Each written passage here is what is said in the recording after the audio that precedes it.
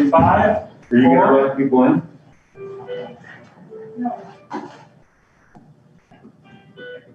I don't think it. You just want me to count it down, David? Yeah, go for it. Okay, we're going live in 5, 4, 3, 2, 1. Welcome, everybody. We are back in our boardroom. This is a meeting of the Nevada Unified School District Board of Trustees. I want to call this meeting to order. And please rise for the Pledge of Allegiance. I pledge allegiance To the flag of the United States of America and to the republic for which it stands, one nation, under God, indivisible, with liberty and justice for all.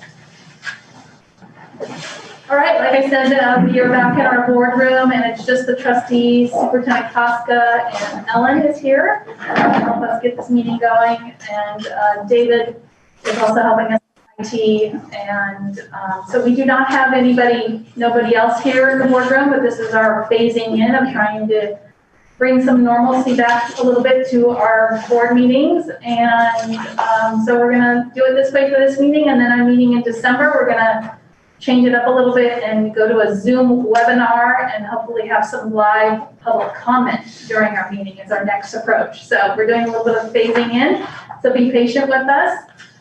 We're using a device that has a little bit of a delay when the next person is talking. So you might see hearing some voices, but not the person on the screen. So just be patient with us as we get used to this new device that we're using to pick up our visual on the screen. So. All right, the board did meet in closed session this evening, and we will have a report out from Trustee Aguila to report out the closed session. Yes. Good evening. The first item we discussed in closed session, pursuant to Government Code 54956.9, conference with legal counsel pending litigation, Coalition to Save San Marin versus Nevada Unified School District, Marin County Superior Court, case number CIV 1702295, and that was information only. The last item we discussed in closed session pursuant to Government Code 54957 and 54957.6, conference with labor negotiators, Jonathan Ferrer, Assistant Superintendent, Human Resources, Employees Organization, Nevada Federation of Teachers, and that was also information only. Thank you. All right, moving on to our agenda, we have approval of our agenda this evening. Everything stands as is. There's no changes in the order, so approval. Madam President, I will move approval of the order of business, the agenda for this evening. All right, so we have a And I'll second. All right, so we have a first by Trustee Miller, a second by Trustee Mack. All those in favor to approve the agenda this evening? And that is 7-0.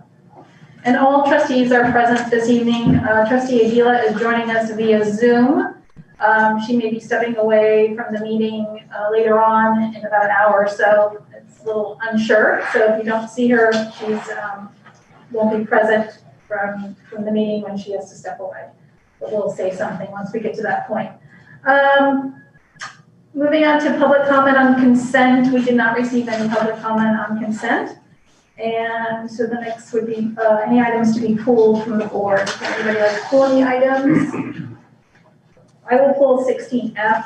This is a recusal of myself. This is regarding the ground maintenance operation meeting, notice of completion. So 16F, if there's no other. Madam President? Yes? I'm happy to make a motion to approve the consent agenda tonight, with the exception of item F. Okay, so first by Trustee Cooper. We're going to second that. Trustee Miller seconds the consent agenda. A second by Trustee Miller. All right, so first by Trustee Cooper, a second by Trustee Miller to approve the consent excluding item 16F. All those in favor? Okay, 7-0. Why don't we go ahead and do 16F? I'm recusing myself for purposes of due to where I live. So, Trustee Miller. Madam President, item F, which is nearby your personal residence, I will move we approve item F so we can vote on it with your abstention. I will accept I will second the NCO for item. Okay, so we have a first by trustee Miller, a second by trustee Nell. This is item 16F. All those in favor? Okay, that's 6-0, one recusal. All right, moving on our agenda this evening, we have our student presentation. And we have Lou Sutton is here this evening. We're going to be doing a video, I believe. And so we will get that going here.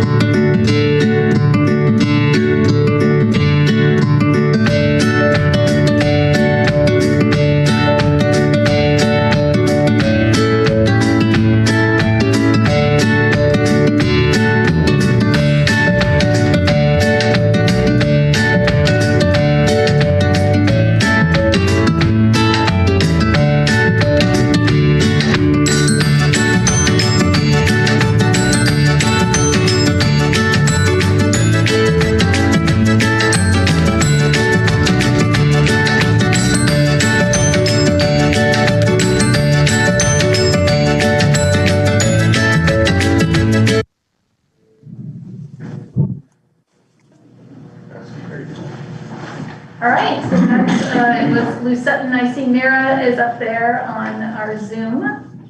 And I would like to open it up to her to provide any comments on what's happening at Lou Sutton or anything you'd like to add.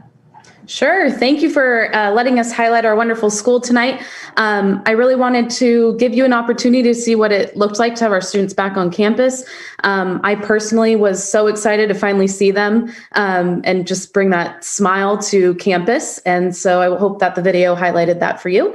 But then on the other hand, knowing that we had many students at home still, and so you can see all the extended learning opportunities that we are providing while they're remote. All right, thank you. Any comments or questions from the board? No? Okay. Thank you so much for putting that together and providing a little insight into Lou Sutton. Thank you. Have a great night. Thank you, Mira. Thank you. Okay, we had our student presentation, and now we're going to move on to announcements from the board. And I know we have a student board member. Hi, Eva. Hi, everyone.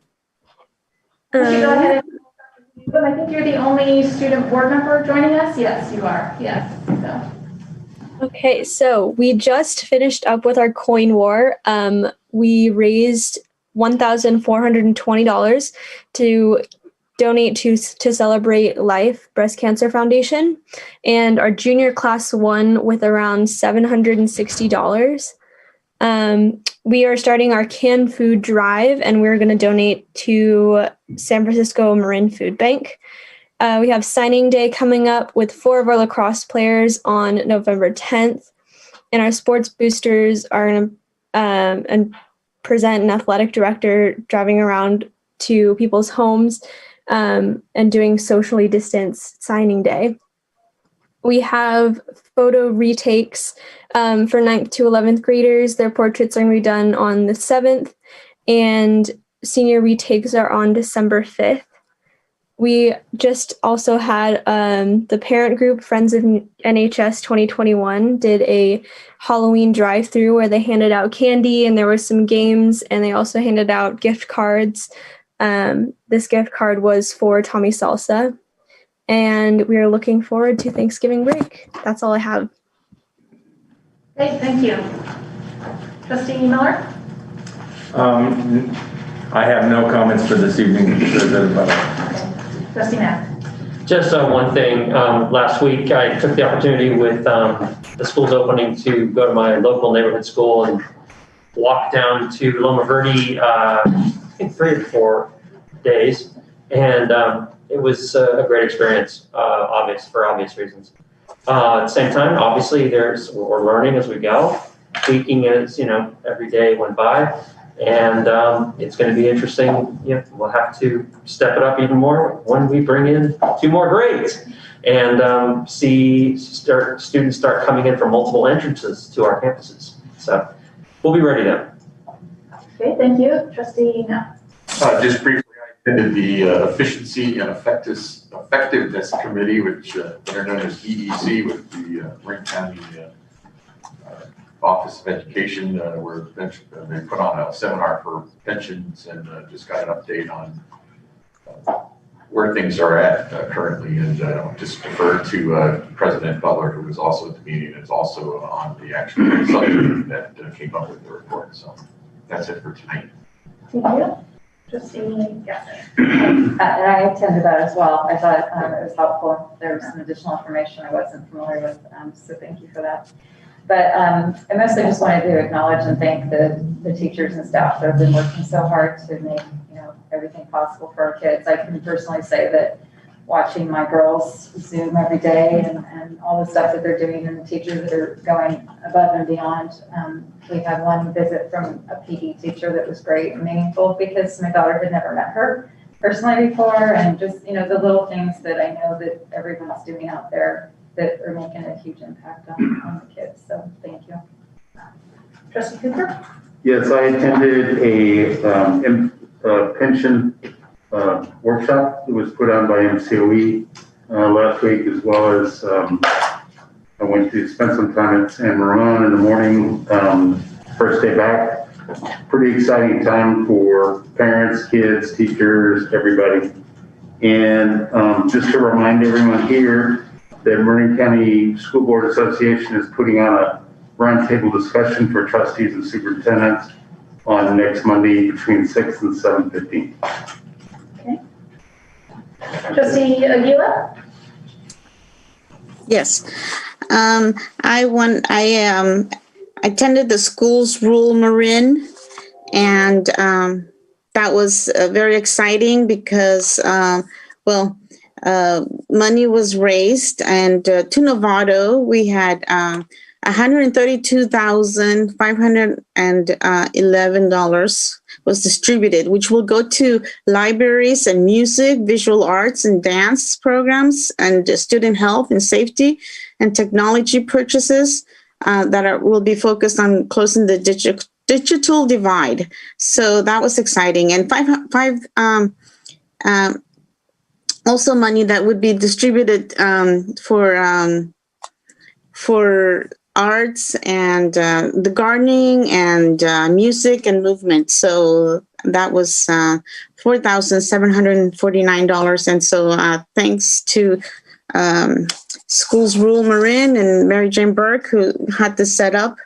And the other thing is I took a tour at Novato High and I visited our new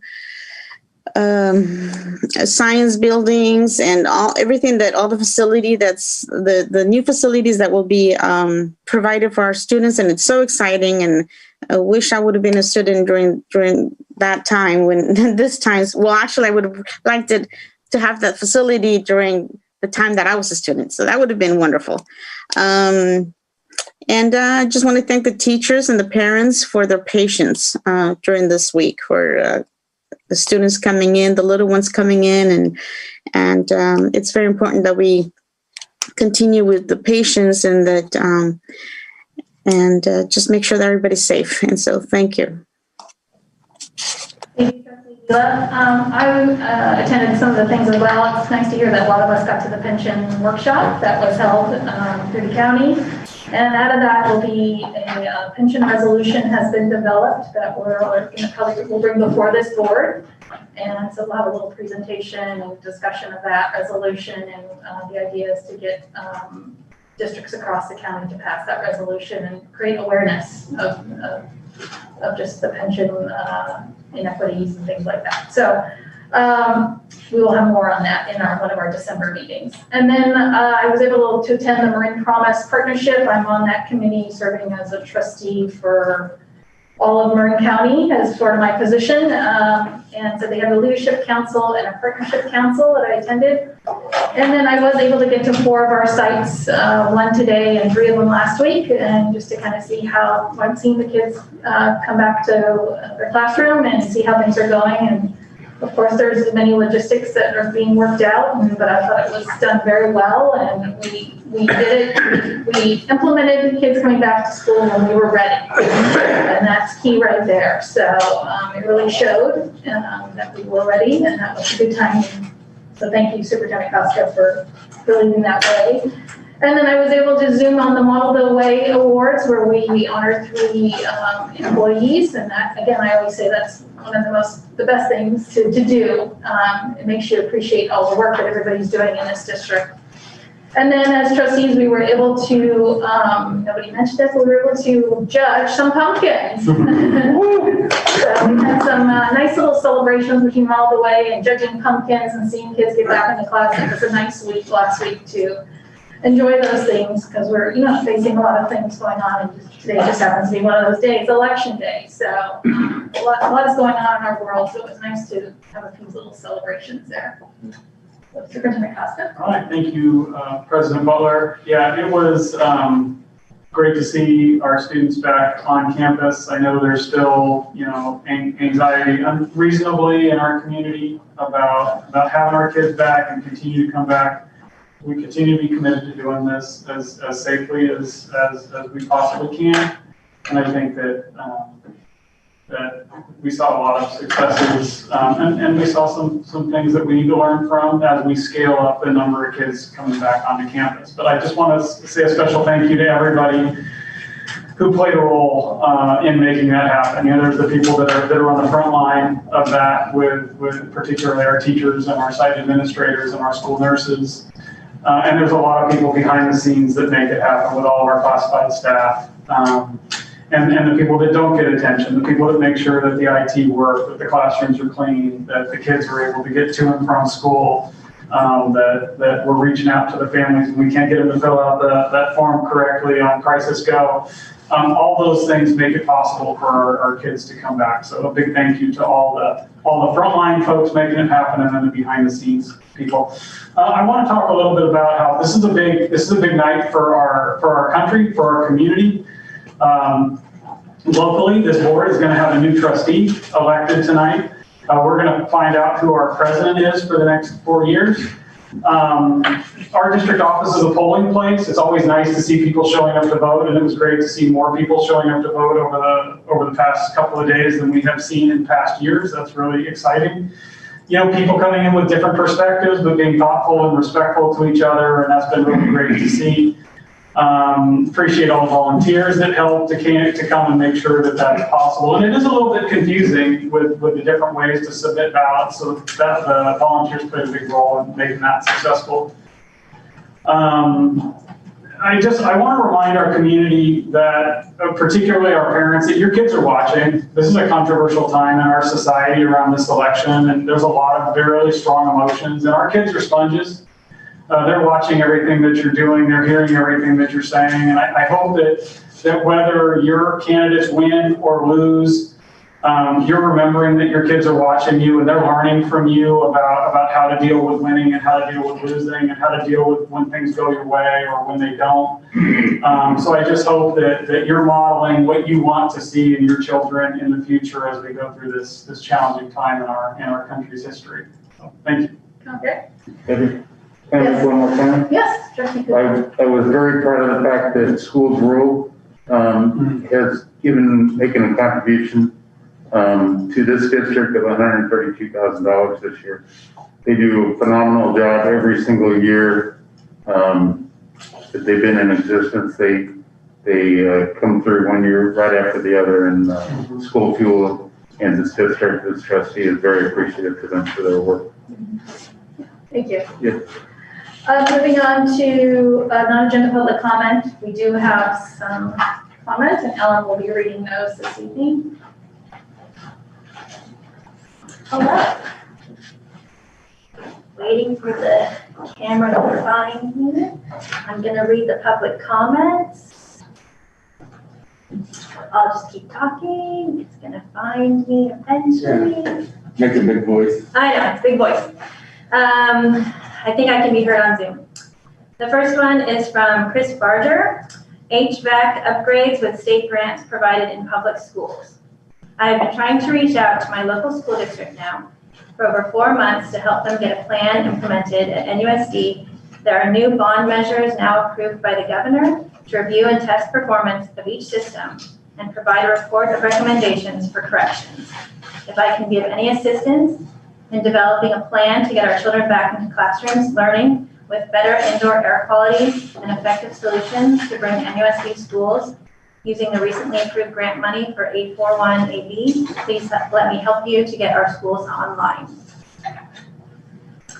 This next one is from Ashley Jordan Ross regarding return to school. What are the steps for the kids to be brought back to school in January? What safety measures are in place? How do you plan to support the students with the transition from being online for so long to going back to on-campus learning? So just those two for this. Okay, so that concludes our non-agenda public comment. Moving on to, we do have a public hearing this evening. I'm going to open this public hearing. This is a notice of public hearing and a proposal for implementing school facilities fees. And I will open the public hearing. And we did not receive any public comment regarding this hearing. And I will close the public hearing.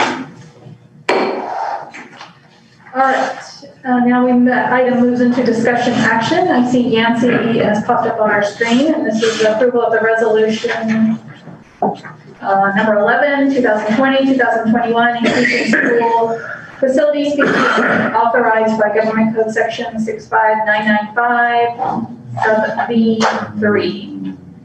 Yancy, I'll turn it over to you. Thank you, President Butler. So every 2 years, the State Allocation Board in Sacramento approves an updated state rate for allowable developer impact fees. And so these are for the impact that residential and commercial constructions have on school districts' facility needs. After that, districts must perform a developer fee justification study, which is in your board packet, provided by King Consulting. And that study determines the level of impact of that construction on our school facility needs. So basically, the state sets a rate, and we have to do our work to have a consultant look and ensure that we can justify charging those rates for the impact of residential and commercial construction.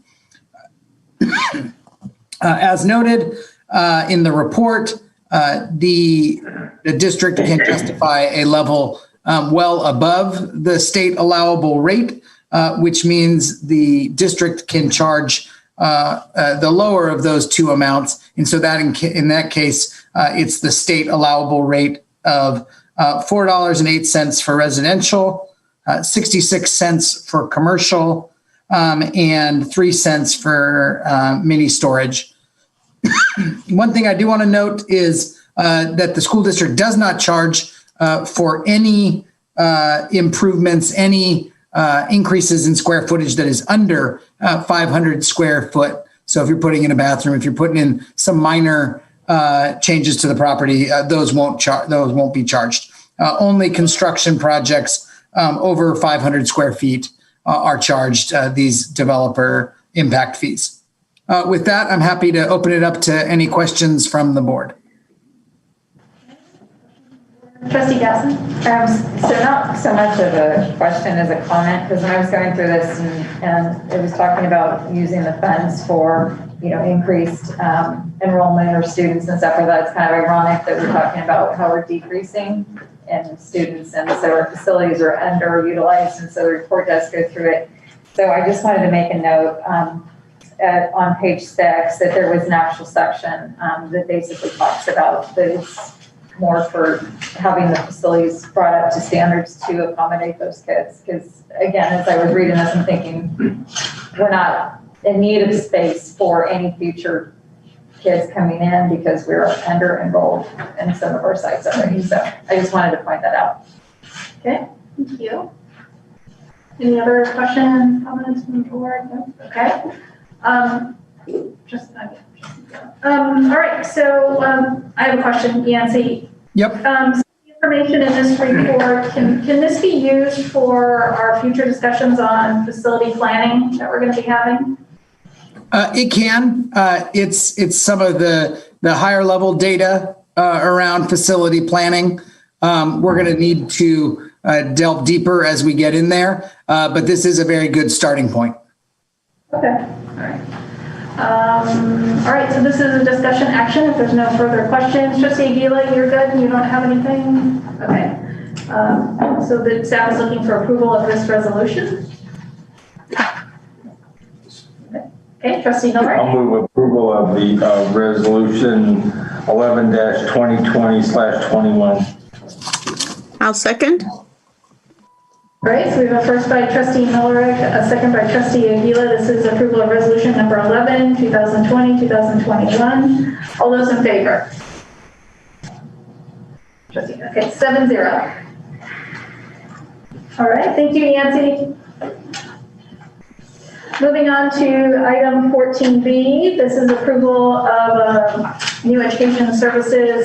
This is a board policy, approval of new policy. This is 5141.25, availability of condoms. This is a second reading coming before this board. And Dr. Amy Carter has joined us this evening. Thank you. This is a second reading and we're hoping for adoption tonight. Just to remind you, this came to our attention last year when we had a Novato high school teacher who had a health guest who was a registered nurse who was teaching the students about the use of condoms, and at the end of the lecture asked if they could distribute those condoms to the students. We consulted board policy and realized that we hadn't adopted a policy relating to this. Both in San Rafael and in the TAM school districts, they did adopt a policy very similar to the one we're putting in front of you in 2015. And so we're eager to follow in their footsteps and make condoms available to our students. Again, as a reminder, this is not something that NUSD funds would ever pay for. There are federal laws that prevent that. So this would be in the event that we have an outside agency that wanted to donate these for our students. And they do come with educational materials that would be included for our students. And kind of just as a reminder, of course, California laws do require us already that if we have a student who needs to leave campus for a confidential medical appointment like mental health, drug treatment, pregnancy, contraception, abortion, STD testing, that we are under the law obliged to grant that and to make sure that that takes place confidentially. In addition, in California, students are able and have the legal right to purchase condoms. And so we see this as an opportunity to just really make sure that those safe tools are available to our students. We did receive some email concerns about that perhaps this might drive students to engage in sexual activity. The national sexual activity rate for teens is 46.8%.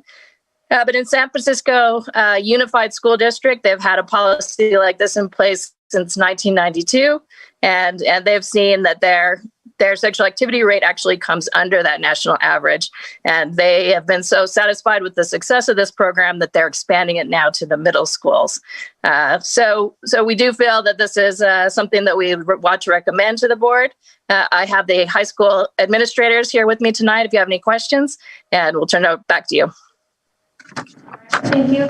Can you speak to the opt-out option that parents have? I think that's important to, I know that there's another alternative if there are concerns, and it's part of your board coverage. Yes, so we are under the California laws required to offer sex education to our students, both at the middle school and the high schools. We do make sure that parents are apprised of this at least 2 weeks before that instruction, and they do have the opportunity to act out of that instruction and request in writing that their student not participate in. And we always honor those requests and make sure that that's taken care of. Thank you. Questions from the board? We do have public comment, so we'll go to that if that's okay. Yeah. All right. So we'll move to public comment first, and then we'll bring it back to the board.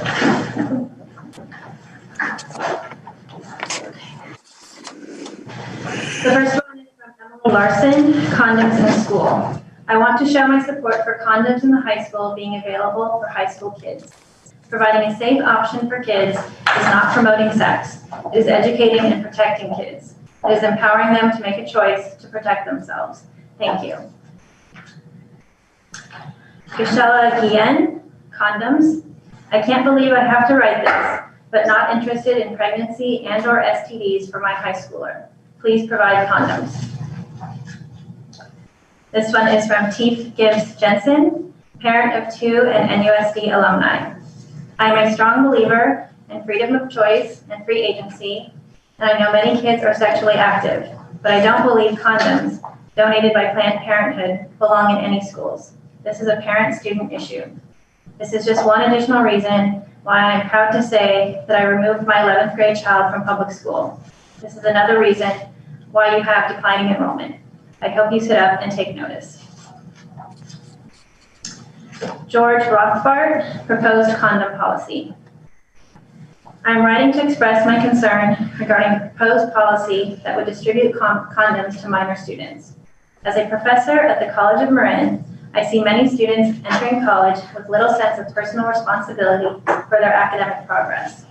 Often students expect others, tutors, instructors, friends, family, to complete homework assignments or provide them with whatever is expected from them.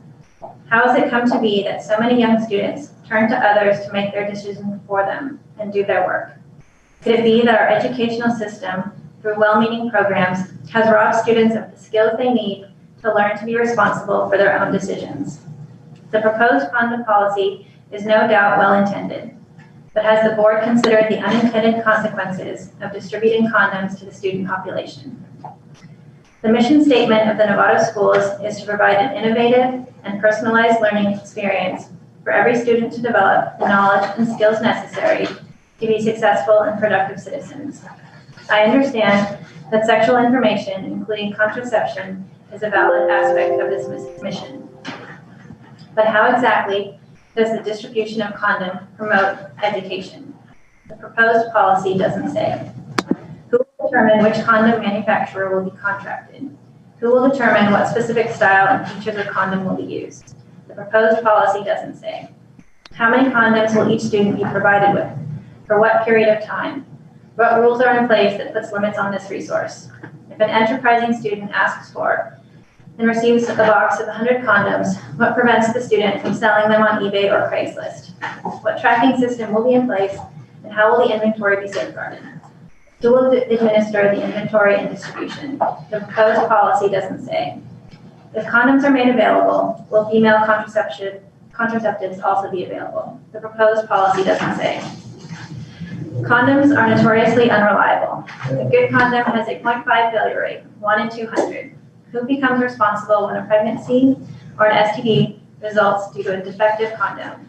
Is the district and its board members willing to accept the legal and financial liability resulting from the distribution of unreliable contraceptives? The proposed policy doesn't say. And what about equity? If a student is financially unable to obtain a condom from CVS, Target, or Rite Aid for $1, and the district can justify supplying such inexpensive and readily available items, does it not follow the district should also be obligated as a matter of equity to provide at no charge makeup, haircuts, clothes, tattoos? I believe these are all legitimate questions that need to be addressed and resolved before moving forward. My thanks to each board member for giving me a hearing. This is from Morgan Kelly. I am against condom distribution. My name is Morgan Kelly, a new Novato taxpayer.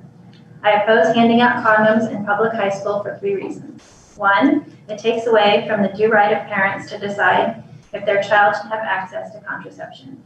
2, condom distribution leads kids to believe that they can get pregnant or STDs, giving them a false sense of security when in fact condoms need to be used perfectly every single time to prevent pregnancy and disease.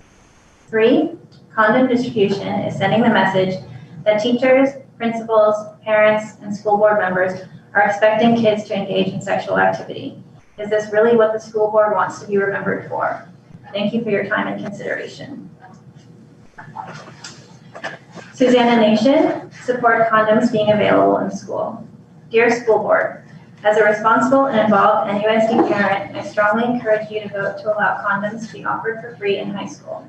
All data points to lower rates of pregnancy and STIs when both sex education and birth control specifically. Let's be reasonable and empower our younger citizens to be responsible and make good choices. Please support having condoms available for free. Cecile Hawkins, condom distribution at NUSD. Good afternoon. I'm a 35-year resident of Novato and I love my town and community. I know many children who attend and have attended the many public schools in Novato. I'm writing to strongly object to any distribution of condoms at the high schools or at the middle schools. I believe this is the decision of a family and their children only, not for the schools to make available any type of birth control. You may use my name to register my opposition to this at the board meeting tonight. Heather Wasserman, condoms. Hi. I would like the trustees to vote on allowing free condoms in the high school. I think they should be placed in a basket discreetly. I support the condoms being wrapped with information of safe sex practices. Preventing teenage pregnancies should be a high priority. Condoms are an excellent form of birth control and preventing STDs. The high school makes it an accessible location for the students. Not everyone has easy access to a car to get. Please vote yes in allowing the condoms available in the school. Thanks for listening. And the final one is from Paul, against condom distribution. To the esteemed members of the NUSD board. Hello, I'm an alumni of NUSD, having attended Rancho, Linwood, San Jose Middle School, and graduated at Novato High. I am also a parent of 3 girls. 2 of them attended NUSD schools, and after seeing significant deterioration among the schools, I pulled them out and placed them in private school. I also spared my youngest daughter a poor NUSD educational environment by placing her directly in private school as well. We didn't make this decision out of wealth, but significant concern that Novato schools are headed in the wrong direction. I want to express to the board the extent to which so many parents like us are willing to go just to keep their kids out of NUSD schools. To be clear, NUSD's kids were already struggling with a subpar education before the COVID-19 pandemic hit. Why don't we challenge students and make an absolute focus on passing out a great education to spur human achievement instead of passing out condoms? Or have you given up on our kids? Sincerely, Paul Kazarian. Okay, that concludes our public comment on this, and I will bring it back to the board, and if there's any questions. Trustee Gassen? I'm just wondering if did you get one from Lisa Swanson? Did it come in late, maybe? No, we didn't. I don't have anything. No. She got information that it went to you too. Yeah, public comment goes to Ellen and myself. Yeah, so she got a confirmation that We did not get it. I didn't. Yeah, I didn't see it. Do you have any questions about this policy? she just had a comment that she sent to me because she said that it notified her, and I thought maybe she made it a disaster, and she's not. Okay, well, we didn't receive it, so Okay. I don't know what. I'm not sure that I apologize for that. Trustee Cooper? Amy, are you there, Amy?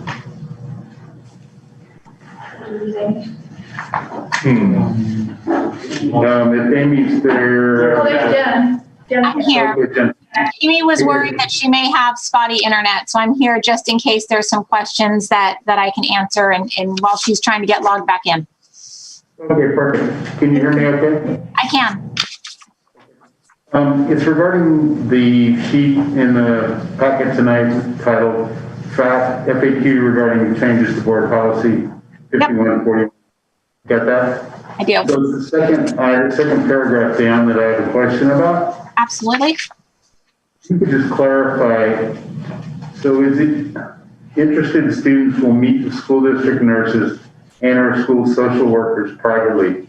Is that required, or because down at the last sentence it says only after this education session, the one just previously mentioned, can students receive condoms? My understanding was that these were available in some discrete location where the students could get it themselves, and it would in fact have an information sheet for their knowledge.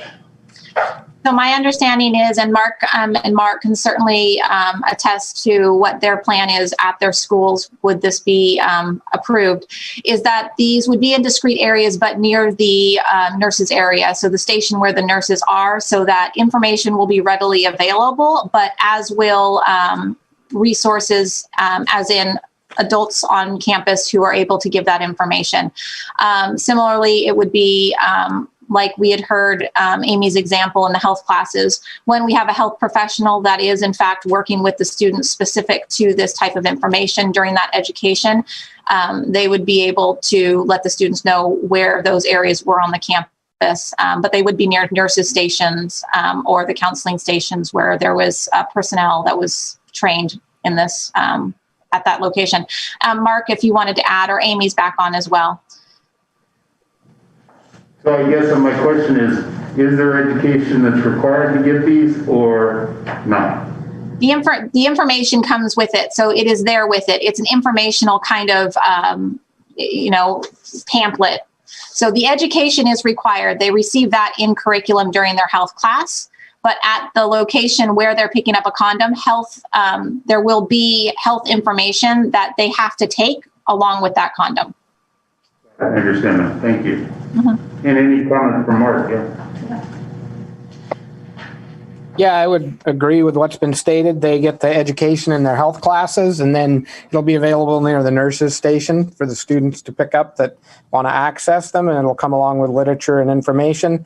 They'll also have the option of speaking to the nurse at that point if they choose. Okay, answered it perfectly. Thank you. Okay, Trustee Gassen? So, Amy, I wanted to first thank you for addressing a lot of the questions and concerns that had come in specifically. So thank you for that. One distinction I just wanted to clarify or just put out there. There seems to be some misunderstanding and believing that we're just distributing these to the kids and that it's an accessibility rather than free distribution to kids just to do whatever they want with them. And also just, as a parent of 13 and 11-year-old girls, I've been kind of, it's hard, you know, that we don't get the right to know a lot of personal information once the kids, I believe it's 12, you know, medical information and stuff. And, you know, while I hope that I educate my kids well and do the best I can, we have our own values, that at least having this available and accessible to them is important, I believe, to those who may not have resources otherwise. And so while I think it's hard for people to process and having these made available to them, between the education and communication and everything, and the fact that there is access versus other methods, or, you know, other, you know, trying to figure it out on their own, I think is important. So I'm in favor of the policy, and thank you for bringing it to our attention. Okay, thank you. Trustee Matt? Yes, I'd just like to ask a question of, I'm not sure if this would be Amy or Jen or Mark, but whoever wants to answer it. Could someone just talk through the logistics, the process for opting out?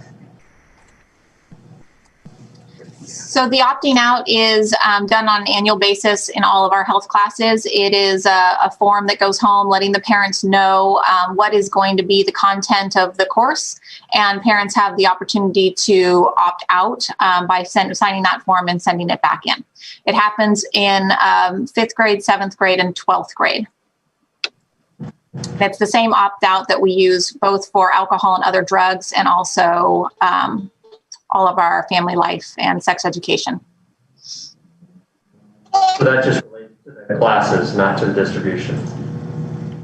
That is for the education, to be a part of the education. So again, I think Trustee Gasson brought up a good point. There's a significant difference between distribution and availability. This board policy is giving us the opportunity to have them available for students as needed. It is not asking for regular distribution. Good distinction, I heard. Trustee Gila, I missed you. Yeah, yes. So thank you. So first of all, I would just like to thank our superintendent for being so on top of this subject, and especially I'd like to thank Dr. Carter for the hard work that was put into putting this plan together. And I'm sorry, what? I'm sorry, what? Can you hear me? Keep going, Maria. Keep going. Okay, so I'd like to thank Dr. Carter for putting these things to this plan together, and also Jan. And I wanted to mention how professional and how respectful you guys have all been. The whole staff have been addressing this topic that's so personal to so many people and so many families. So thank you for that. I have another question. Did I hear you mention that after this you will reach out to the elementary school? In the introduction, you mentioned the elementary school, and I missed. Are you referring to Amy's introduction? Correct. So I think what that was in reference to is she was giving some statistics in reference to pregnancy rates, and she mentioned middle schools, not elementary schools. Okay.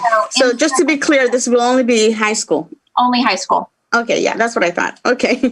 Oh, that was a little scary.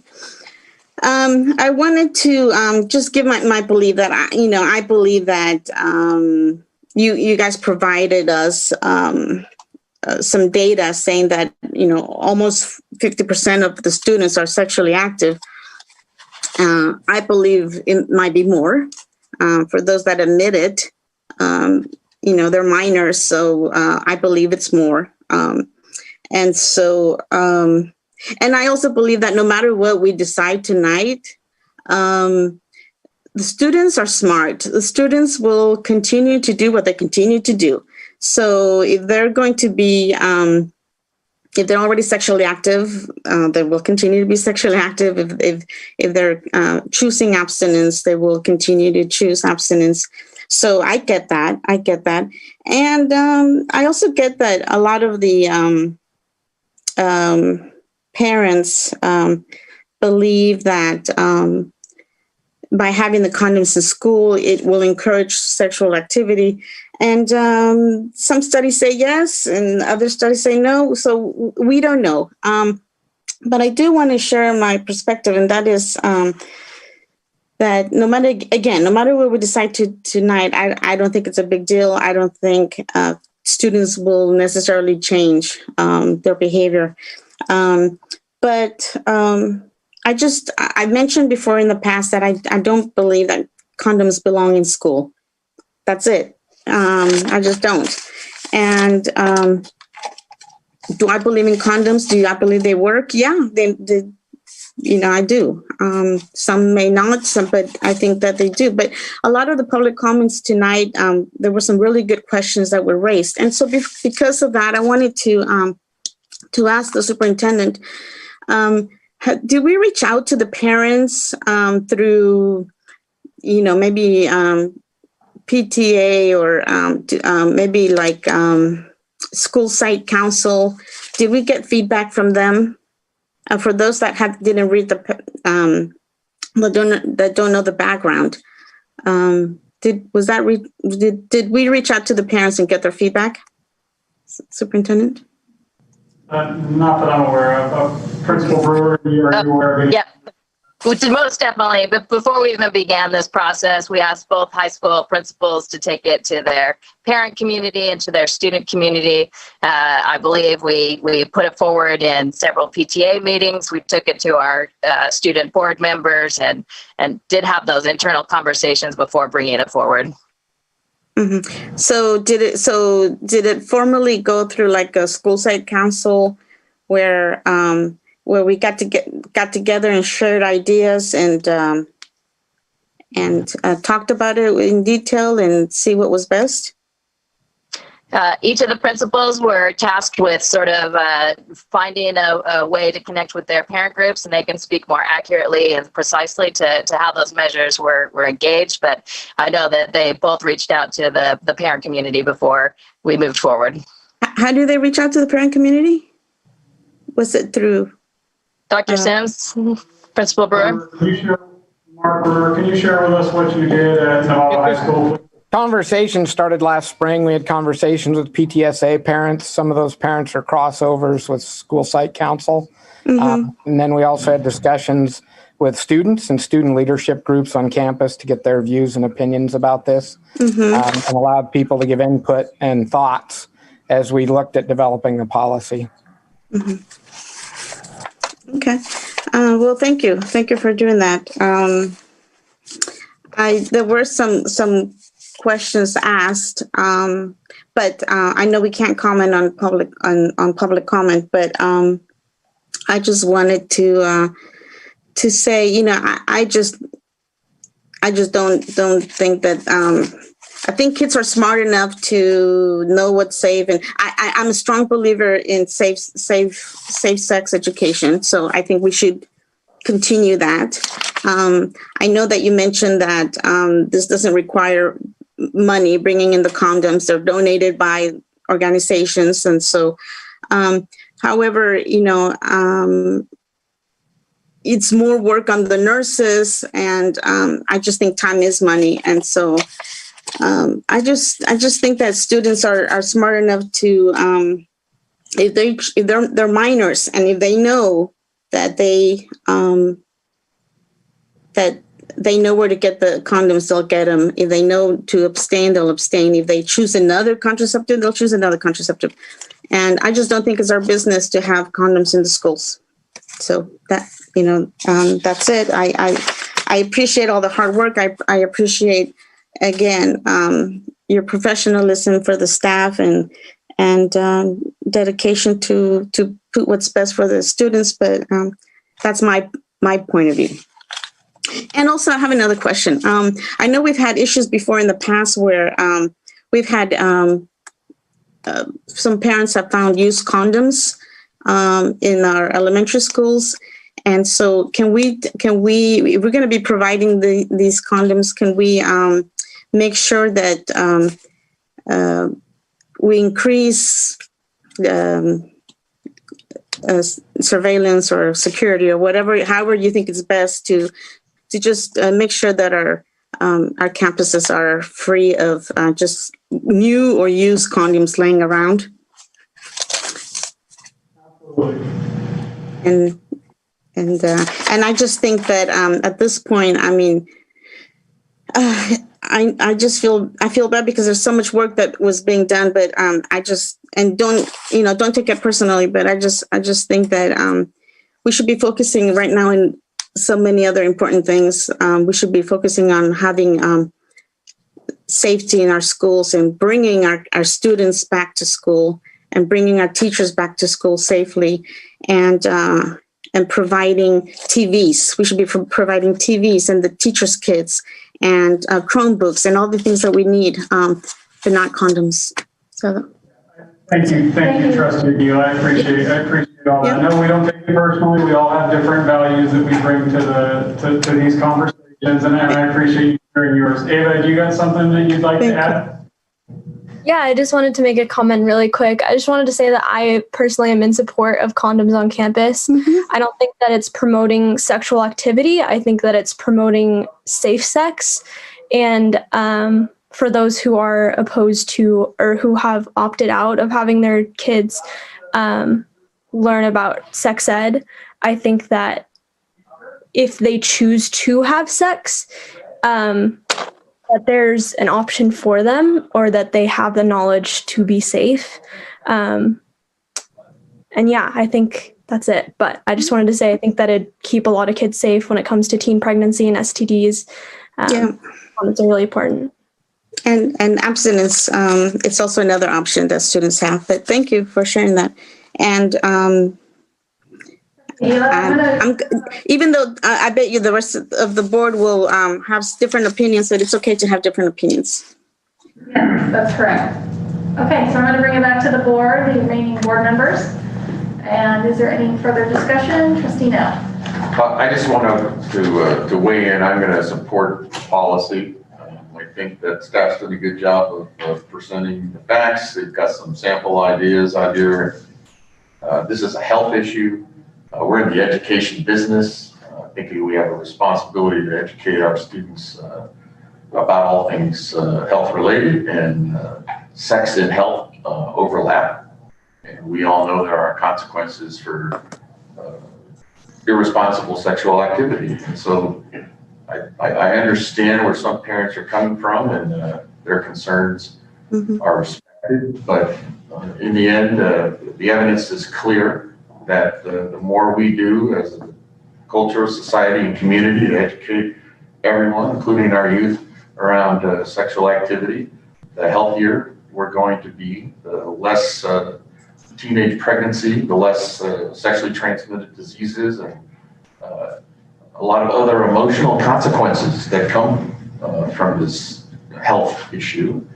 So I think we ought to tidy up the program. It's clear to me that after a health education class, we're going to be in a position to allow distribution of condoms in a class setting, as well as having availability for students to get these condoms on their own, as long as they take the educational materials with them as a condition, and hopefully the adults around that availability will be willing to help out and to help pass on their education. So I think it's understood where people are coming from on this issue. I respect Trustee Aguila's position on this, and I want to acknowledge that as much as possible, but I just think this is the right thing to do.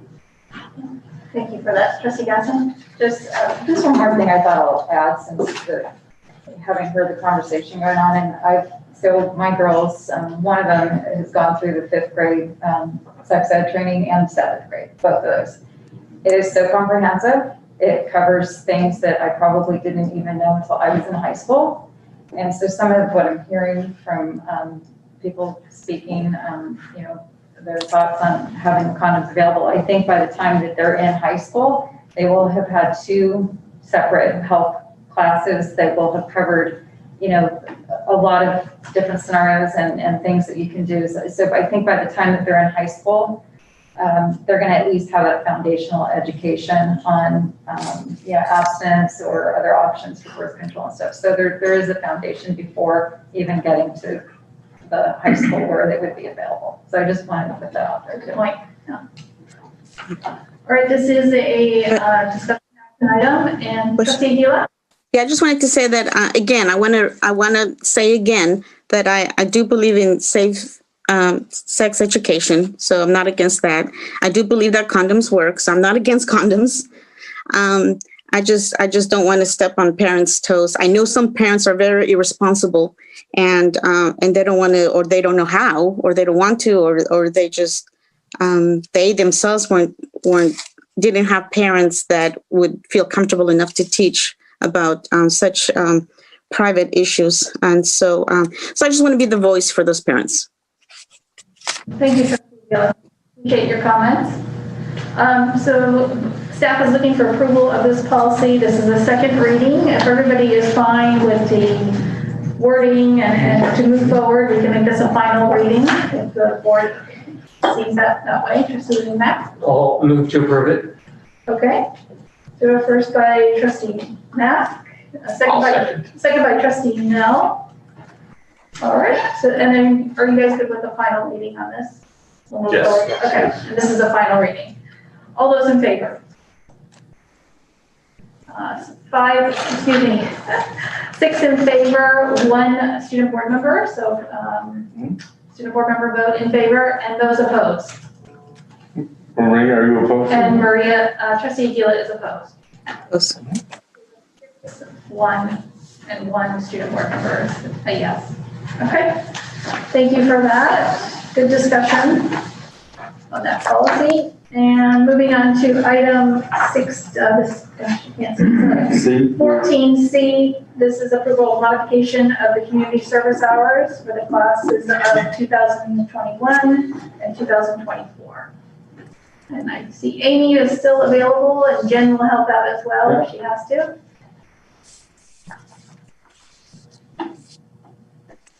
I'm going to go ahead and get started. So this is just a request for approval to modify the community service hours for our classes of 21 through 24.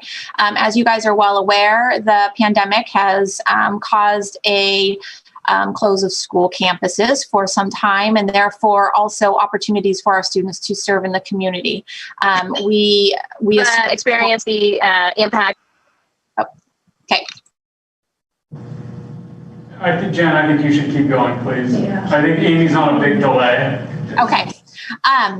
And we expect for the struggles to continue for our students to find opportunities for community service this year. As such, what we're recommending is that we waive the community service hours for this year, which would be the 10 hours. If we think about this as 40 hours, 10 hours per year, you can see the plan would be that the members of the class of 2021 will be waived from the entire 40-hour requirement to earn their diploma. So we won't look at community service for this year at all. The class of 22 will need to complete 25 hours. Same with the class of 23 and the class of 24 completing 30 hours. This is the assumption that things are back to somewhat normal next year and students are able to participate in those outside activities with ease. So I'm open for any questions. Trustee Miller. I'll move adoption. I think this is just obviously good sense. Yeah, great. I'll second. Oh, Yeah. go ahead, Tom. And thank you for bringing it forward so we're on the record. Yeah. So we have a first by trustee Miller, a second by trustee Cooper. Any discussion, questions? Trustee Avila, anything from you? Nope, I don't see. No, not tonight. Thank you. I just want to make sure I don't miss you. Okay. Thank you. We'll go ahead, and so we have a first by trustee Miller, a second by trustee Cooper. This is approval of the of the community services requirements for the classes of 2021 to 2024. And it's all outlined in our board cover sheet. All those in favor? 7-0. And 1 student board member as well. Thank you very much. Thanks, Jen. All right, moving on to 14D. This is approval of the 2020-2021 school calendar. This is update number 2 coming before us. And understandably, since we're in these crazy times, that this needs to get adjusted. So I'm going to turn it over to Jonathan Ferrer. Thank you, President. Greeting, trustees. Jonathan Ferrer, Assistant Superintendent, Human Resources. To address the board-approved reopening of grade levels in schools, before you is a recommendation to approve a second revision to this year's 2020-2021 school calendar. This recommendation will better address the necessary training, planning, and evaluation of the performance of our scholars needed for reopening. The recommendation originated from our principals and educational services team and was subsequently revised and approved unanimously by the school calendar committee. The specific changes are as follows. Moving the January 15th staff development day to either October 23rd, November 6th, November 20th, or January 4th, dependent on the grade level reopening date. January 15th would then become a regular instructional day. Please note the October 23rd date would obviously be a retroactive approval. Also, excuse me, if approved, because January 15th is a scheduled non-work day for less than 12-month CSEA employees, we have reached an agreement in principle with CSEA on non-workday options for those employees. Another change is moving the parent conference week for non-VLA students from the week of November 16th to the week of February 8th to better evaluate the academic performance of our scholars in VLA. And the last specific change is moving the parent conference week for VLA scholars to start one day earlier on November 13th and end one day later on November 19th to accommodate for grade level staff development on November 20th. As VLA scholars have not had to experience significant transition issues as their in-person learning counterparts, maintaining the parent conference week in November would be best. This recommendation also distinguishes grading reports between grades 6 through 8 and 9 through 12 for better understanding in our community. This is a discussion action item. Staff recommends approval to revise the 2020-2021 school calendar as submitted this evening. I can take any comments or attempt to answer any questions from the board as soon as I clear my throat. Thank you. Any comments, questions from the board? No. Seeing none, Jonathan? I'll move approval of item C, is that right? My eyes are. D. D, pardon me, my mask is getting in the way. 14D. Okay, we have first by trustee Miller. Second? I'll second. Okay, and a second by trustee Knapp. All those in favor? We have a student. Yeah. Did you leave? Matt lost her. Matt lost her. So 7-0. No student. There she is. Thank you. All right, thank you, Jonathan. 14E, this is approval of the CEQA draft initial study mitigation negative declaration. This is for the site modifications at Linwood, and Mike Bullard will be presenting this. Thank you, President Butler. Good evening, trustees. I know it's a fun-filled night and a lot going on, so I'll make this quick. Y'all should have received a copy of this lovely environmental document for your review. Back in June 9th, you approved the Linwood Elementary School Modernization Project, and the following meeting in middle of June approved the schematic design for that project with a project budget a little over $12.5 million. As part of this process, we were following CEQA guidelines, doing environmental analysis on the impacts of this project to the environment. And what we did was used our board-approved environmental consultant, Grassetti Environmental, and they did an initial study to look at 21 factors on this project to see if there's any impacts to the environment. And on this project, we had 18 that were less than significant impacts or no impacts at all. But we did have 3 areas that we could get to less than significant impact, but they required mitigation steps. Those were the areas of geology and soils, hydrology and water quality, and noise. So the good news is we can get it to less than significant impact, but we need to identify and implement these mitigation steps. So that's where this document comes in.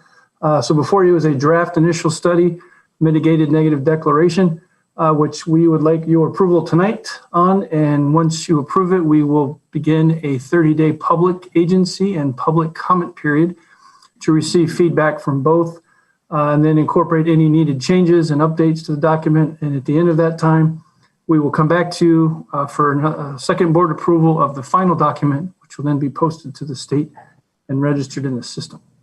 And with that, I'd like to open up to any questions you might have. Trustee Miller. Mike, thank you. Is all the work for Linwood being completed on the school district site? Is there anything that goes beyond the perimeter of our property? No, we are working with the city of Novato. There's that area, the parking lot area that's just north of our well, actually, we kind of co-own the parking spaces and road. And with Yancey, we met with some city folks and we're working out there. But no, we are not working off of our property at all, just adjacent in that one area of the parking lot. Okay, so is that going to end up being a thoroughfare, or is it going to be a single access, or is that still being discussed? We did actually a traffic study that's in the back part of this document. Sorry. We did a traffic study, and we did, again, we met with the city. We gave them a copy of that, and we are changing the entrance flow to the school site, which was also evaluated in our environmental document here. So it will be one way in and for student drop off and pickup, and then the buses will have a different. That would be part of the 30-day review. That information Correct. Is available. Correct. Okay. Thank you for the clarification. Okay. Trustee Cooper and then Trustee Gasson. Go, you go. No. Sorry, we're being confusing for you, Mike. Sorry. I just had one of the talking about the traffic study. What picked up for me was the that parking area that we are putting, that was highlighted and talking about, letting the community use it for certain hours, but not other hours. My thought on that is that, I don't understand how you're going to restrict that. And I immediately thought about the parking lot here. I can come here a couple times, like off hours, and there's about 10, 15 cars I know that are probably from the apartment complexes or whatever that are here. So, I think everything looks good, but I don't understand how we're going to be able to restrict that. And I would prefer personally to not, I don't want to restrict the community from being able to park there, but I don't understand how we're going to put parameters on the hours that they can be there or not. I just feel like that could be a potential issue. And then the only other thing that I noticed is I know we, and this is just for going down, when we get further along, but crossing guard needs, if the flow is going to change. Actually, I know we lost a crossing guard recently in that area. So just having that on the horizon for thinking about what we're going to be doing. Sure, great questions. And I see that Yancey popped in, and I think he has something to add to that statement. On the last piece, as the new traffic pattern comes online, we can request the Transportation Authority of Marin to do a re-review of that site based on the new flow. So we can work around, we'll obviously work with Safe Routes to School before we put that in place. But we can ask a Transportation Authority of Marin to do a re-review of that site. And if it comes up high enough in terms of need, they will reassess potentially putting a crossing guard there. Perfect, thank you. And Mike, did you have something to add? I'm sorry, I was just going to say, in regards to the first part of our question, again, we are working closely with the city to get a joint solution to sort of balance the needs of the local community to use those parking spaces that are on actually city property, and then to have that flow well with our new approach to the school, which is the basically access road into the school site, so that they can still use the parking spots for overnight parking, but not cause any issues with our pickup and drop off cycle with the regular school day at the site. So very, very big concerns for a lot of people, and we're think we have a pretty viable solution we're still working with the city on that kind of meets both of those needs. Thank you. Okay. Just to add to that a little bit, I mentioned to Nancy earlier about bringing this plan of what they have like to Safe Routes to School. That's right. So I know there's one in January, and it's Trustee Gasson sits on that as our representative. So just to present to them and show them the work that we're doing. So, Trustee Cooper, No questions. She asked my questions, so. anybody else? Trustee I'll Miller? move adoption if nobody else is ready to. Are we done talking? Yeah. I'll second. We have a review period that's going to cover all these questions. We'll have more information. So I think at this point we go ahead. All right, so we go first by Trustee Miller, a second by Trustee Aguilar. This is item 14E. All those in favor? And then 7-0. And I don't see our student board member. Okay. Thank you all very much. Mike. Thank you, sir. Moving into our staff reports for the evening, we have 2 of them, and then that'll conclude our meeting. Our first item is 15A. This is a consideration of our new business services related board policies with a first reading of board policy 3140.1, fund balance review, fund balance reserve, and Nancy will be presenting this item. All right, can I get permission to share my screen? I don't know, man. I think I got it. Yeah. We're working on it. We got the brains on it here. It's just hang on. You have permission. You're good to go. Thank you.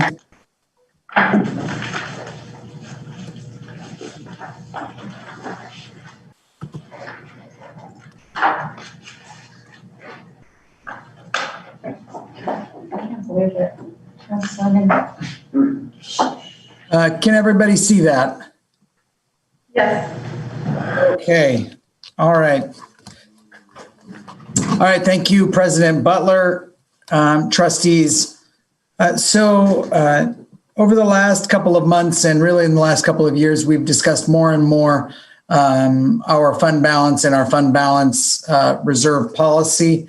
Earlier this year, the board directed me to bring back a proposed fund balance reserve policy, and this is the first reading of that. Why do school districts need reserves in general? So just a couple of the reasons: to mitigate volatility in funding. I think there's no better example of that than in this current COVID financial emergency. To manage cash flow. In these kind of financial emergencies, cash is king. And, every organization needs to be able to make payroll at the end of each month. Also to address unexpected increases in costs and to obtain and maintain higher credit ratings. When we kind of get in more specifically into NUSD, NUSD has, specific reasons it needs to keep an adequate level of reserves. One of that is a potential reduction to state funding. Again, no better example than these COVID-related reductions. The governor's May revision, his proposed budget for 2020-2021 included a 10% reduction that had not been identified at all before that. So had that ultimately gone through, obviously it would have been devastating to the school district.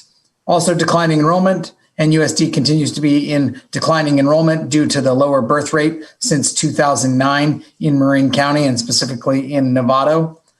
We also have dealing with the increases in state mandated pension contribution rates, ARPERS and STIRS, and then continued underfunding of federal mandates, including special education by the federal government and state government. We also are reliant on the parcel tax. About 4 to 5% of our revenue comes from our local parcel tax, which is set to expire in 2023, as well as maintaining a higher credit rating. As many of you know, we completed last week the issuance of our $101 million Series C, which was helped significantly by our AA1, a very high credit rating, which includes the look at our reserves. To go through our reserve history, NUSD's unrestricted reserve has been reduced from about 22% in 2011 and has slowly gone down to a little bit under 13% at June 30th, 2020. Although it is important to note that in terms of real dollars, in terms of actual dollars, that balance hasn't decreased significantly, but it's been relatively flat, but it has decreased as a percentage of our budget. And as we know, that as a percentage of our budget really declares, the buying power and the protection power that reserve gives the district. To put it in perspective, where do we sit in terms of other districts in the state? We're right, like I said, we're right about 13%. The state average is about 17%, including all 1,000 districts. The state median is about 22%. We have some we have some smaller districts, which tend to have a little bit higher. And then when we look at the state's quartile, the lowest quartile, we're at about 14%. So if you kind of look at us in terms of the 1,000 districts in the state, we're right about that 25th percentile. Our current unofficial reserve target, this is not a minimum, has been 15% of expenditures. And as we talked about this, while this is, a decent target, it is not a formal reserve policy. It can't be relied upon as we move forward. And that's one of the reasons that the board directed me to bring back a proposed policy. The Government Finance Officers Association, their recommendation is a minimum of 2 months of regular revenues or regular expenses in reserve.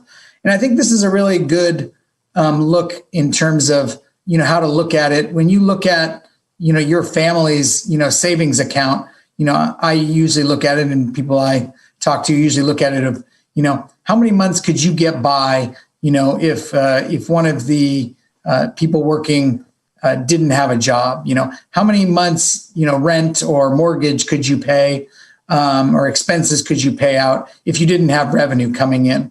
And so this is one area where the board directed me to look at, really looking at it in terms of a percentage of our regular expenses, and really looking at it as our community would look at their savings. What would a adequate level, a minimum level be that they would think is necessary, and look to apply that to the school district as well. And the Government Financial Officers Association, they recommend that as well.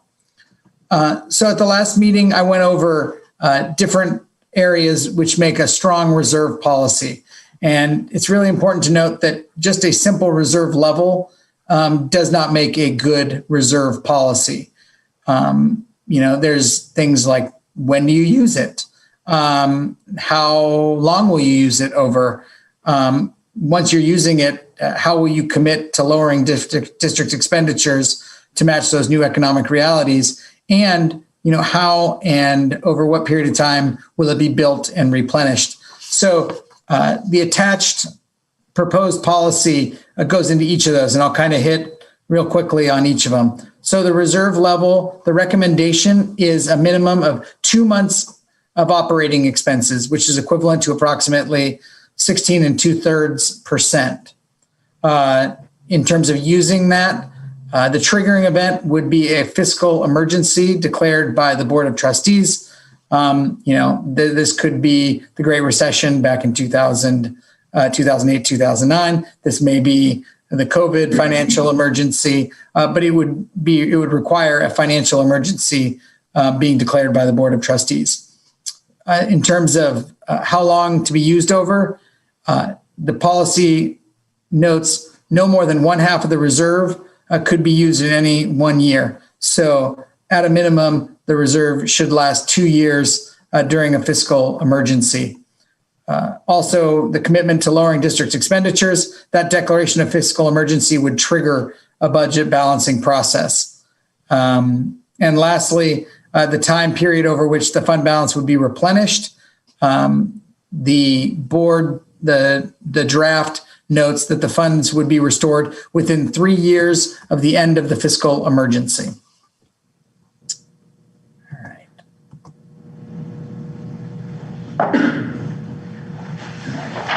So with that, I've included the draft of the policy. This is a first reading.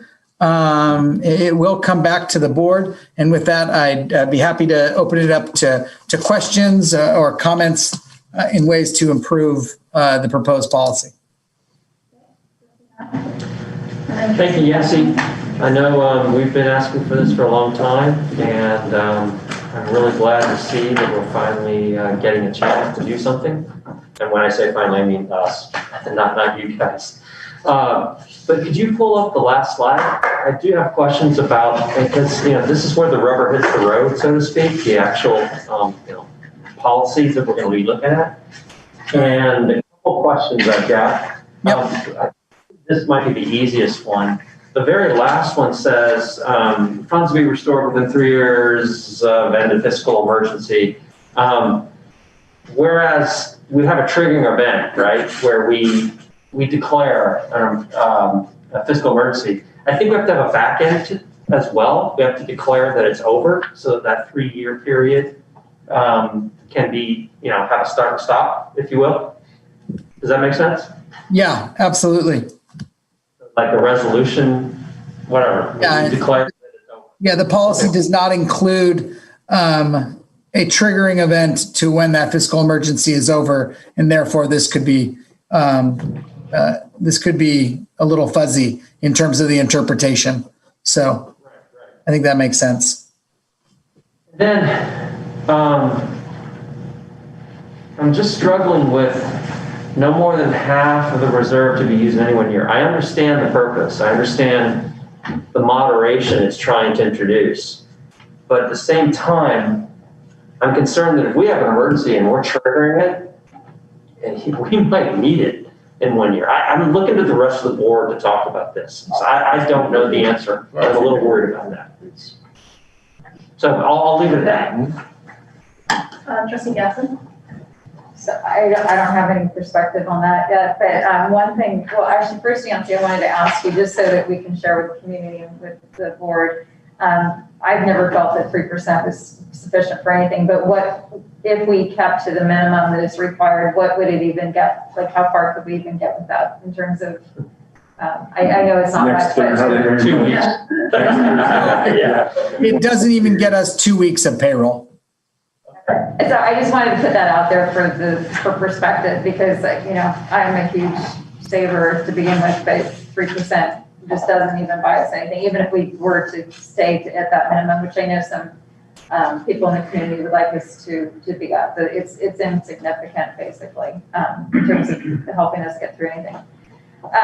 When I was reviewing the actual policy itself, I did have a question, because I've never had to talk and have glasses on at the same time, so I can't read and talk at the same time.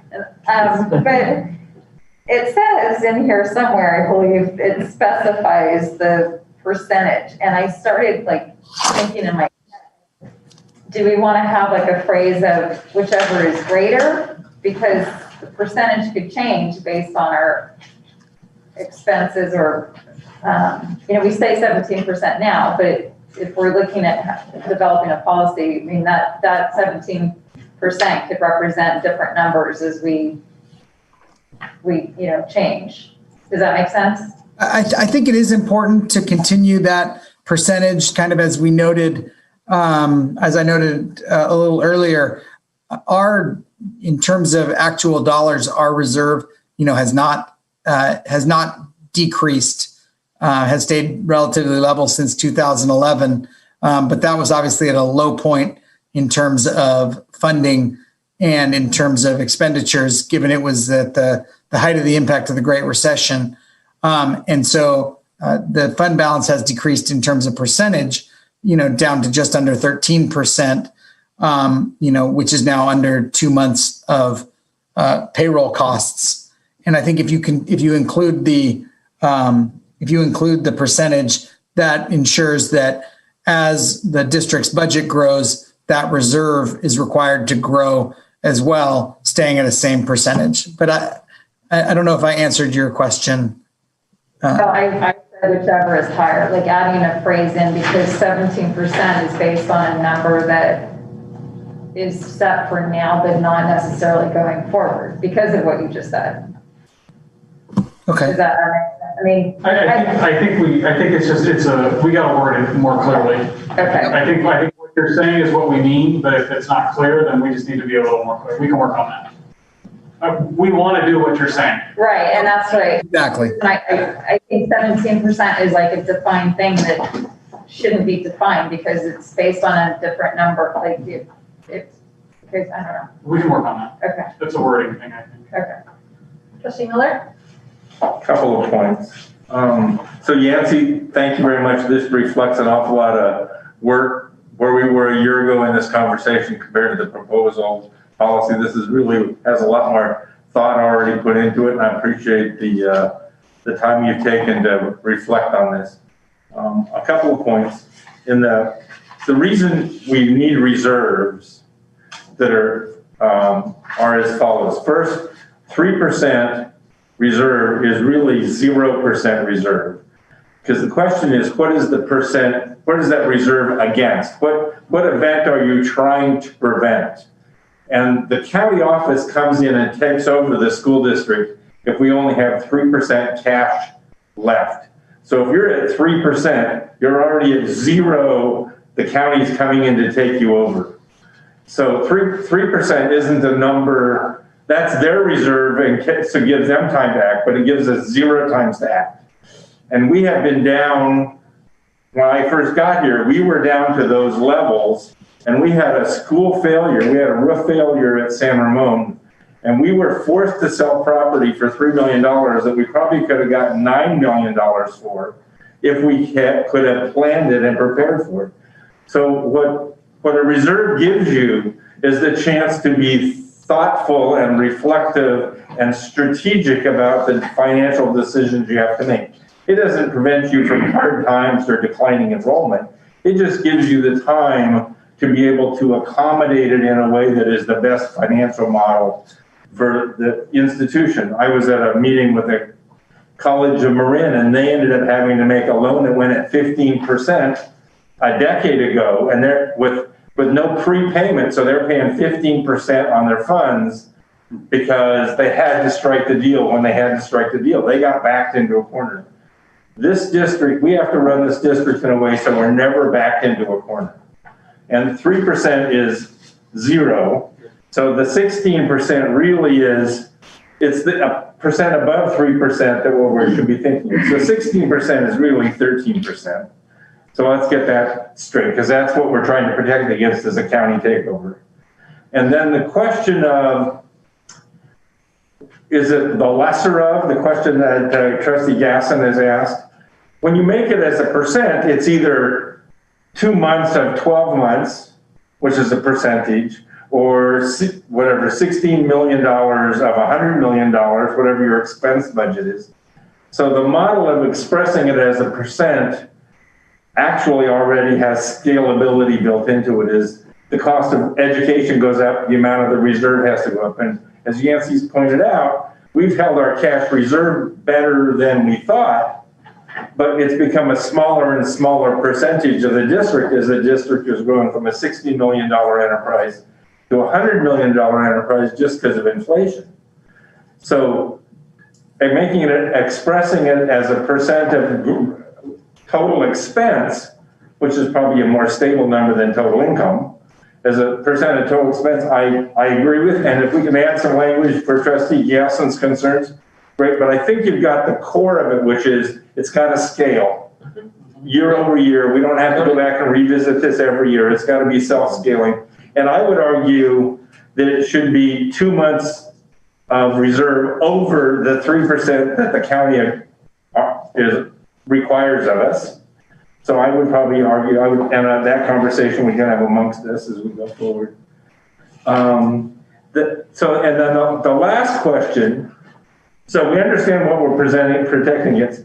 The question Trustee Mack raised, which is that don't use more than half of it in a year. Well, if the reserve is 16%, which is say $20 million, that'd be 20%, say $15 million.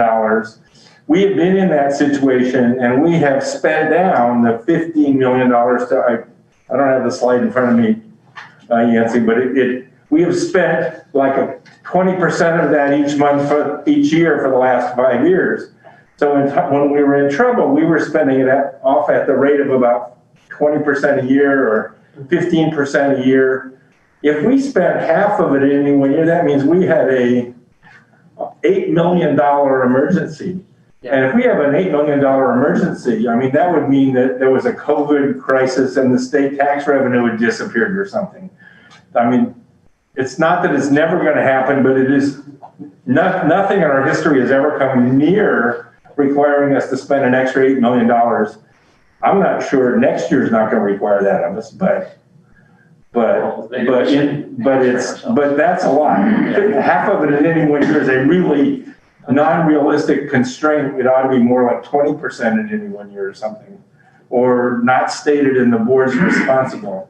The thing I want to protect against is a school board that's sitting at these tables making a decision 10 years from now and thinking that they want to open up a new school because some trustees got some special concern and they unreasonably spend the entire reserve for some pet project and not serve the entire community. So when I want to put constraints on this that requires a thoughtful process, it doesn't prevent an emergency response, but it constrains the public agency from taking reserves that are meant for a rainy day and spending them on pet projects.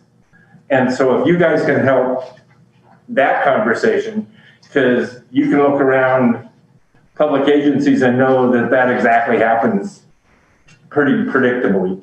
What we think is an emergency safety net, somebody else thinks is their brand new project. And I think you talked about isolating it to the operating costs, right? I suppose it can be used for. I'm open to good ideas. I mean, that's the conversation. I think maybe the reserve by law, that's all we can use it for, operating costs, right? Not for one times. If not, maybe we should put that in. I defer to Anthony, but their constraints are really the question is, do we want to build some more in as we adopt this policy to constrain a future board from doing something else? And I don't know what that might be. Well, the other thing to remember is that this is a board policy, and if the other board wants to do something nuts, all they got to do is change their own policy. So I do appreciate that logic, but they're going to be the board at the time, and they're going to get to make that decision. Well, just like I don't think we ought to spend money that entails them to have an obligation for some lease on a field or something that they can't then undo at the future date. I think we ought to give them as much flexibility as possible. Absolutely. Trustee Nell?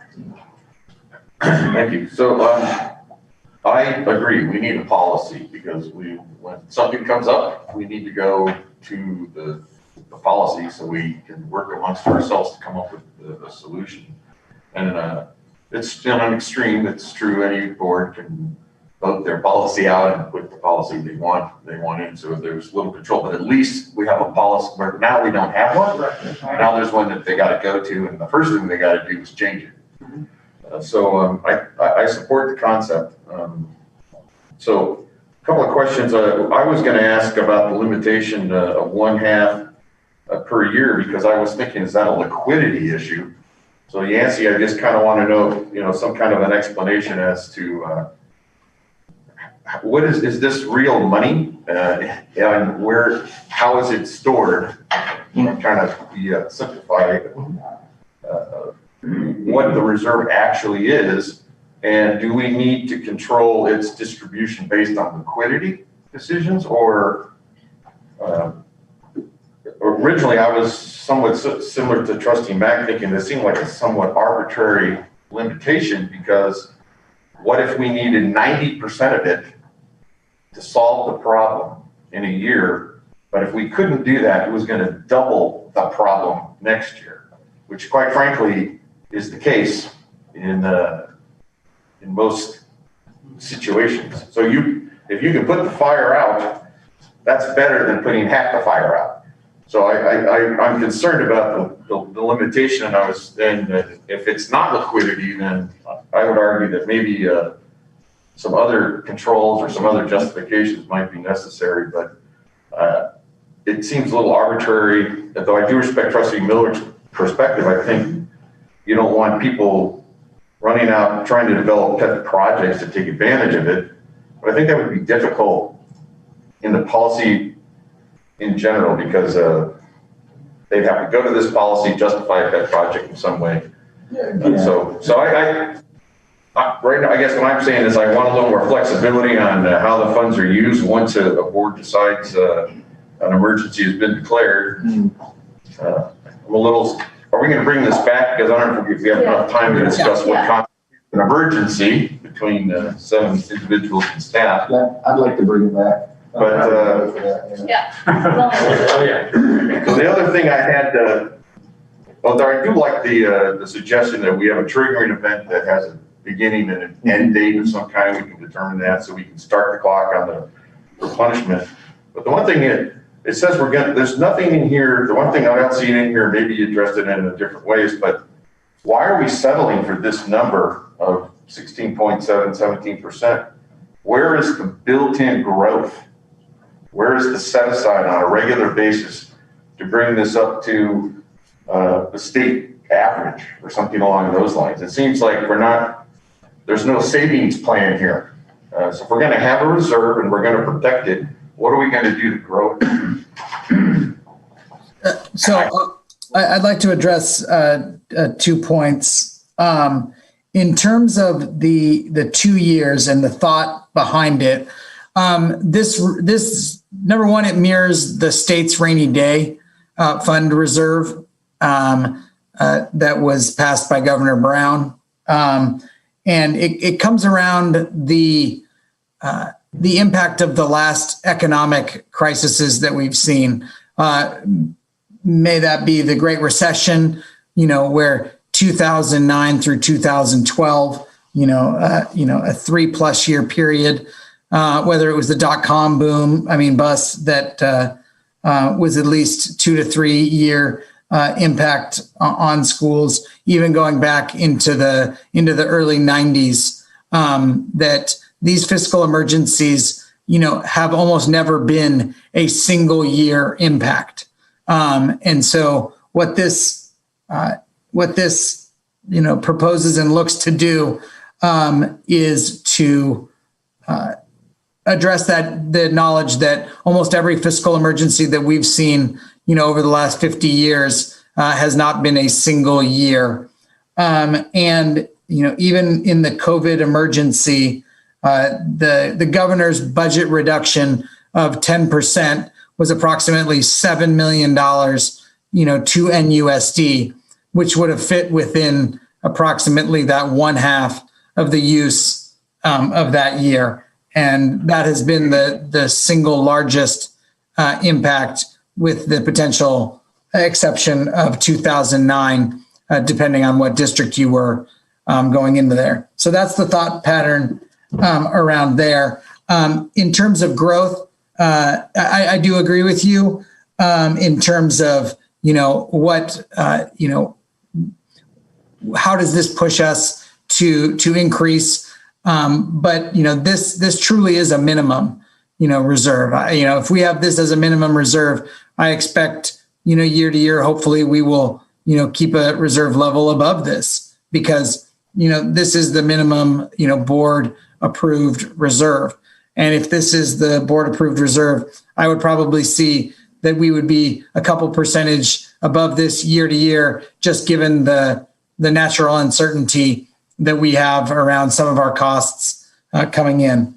But I do agree with you that that does not limit us from looking at growing that reserve to a level that is appropriate to that board's risk level. So we're not calling this the minimum reserve policy, and I don't have a problem with calling it that if that's what it's going to be only. Or maybe this is the minimum reserve policy within a reserve policy should be stated. Yeah. Again, but, so I think the board ought to, be thinking about ways, you know, obviously in good years or other opportunities. You didn't answer the liquidity question, by the way. And I also Can you repeat that? capital replacement. Can you repeat the liquidity question? Yeah. Okay, so you need half of it. How fast can you get it? Yeah. Are you keeping it as investment? Yeah. Or cash in the bank or what? Yeah, it would be required to be kept. We're at the, in the Marin County, the county fund that sits with the treasurer and the Department of Finance and Roy Given's office at the county. We're required by Ed Code to keep our money in the county treasury. So it would be cash on hand and be able to be used for fiscal needs, expenditure needs, specifically payroll needs, as that's 85 to 90% of our expenditures. Could we put land assets in our minimum reserve? That just way outside the box. Did you hear the question? That wouldn't be very liquid. Well, I mean, that's why I'm having the conversation, but maybe, you know, I understand we're in a different environment here. Yeah. They are not included. Our land assets are not included as they are not very liquid. These are a fund balance, and it's a fund balance as defined by the state's CSAM, which is the accounting manual of the state of California for schools, which does not include land assets in terms of our fund balance. Shame we can't put those on the books, but that's just my personal opinion. Well, okay, so not as operating revenue. Well, that's agreed. Any other questions, Trustee Hill? Comments? I'm trying to do it. Trustee Cooper.